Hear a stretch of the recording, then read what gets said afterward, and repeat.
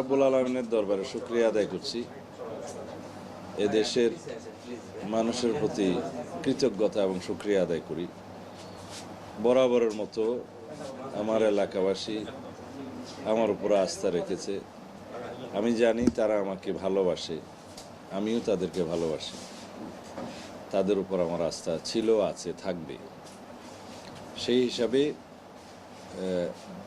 আমি শুনেছি শতকরা 54% ভোট কাস্টিং হয়েছে আর কি, টোটাল ভোটের। তাতে আমার প্রাপ্ত ভোটের সংখ্যা আমি এখনো অ্যাকিউরেট জানি না। সম্ভবত প্রতিদ্বন্দ্বী প্রার্থীর সাথে ব্যবধানটা 1 লক্ষের কাছাকাছি হতে পারে।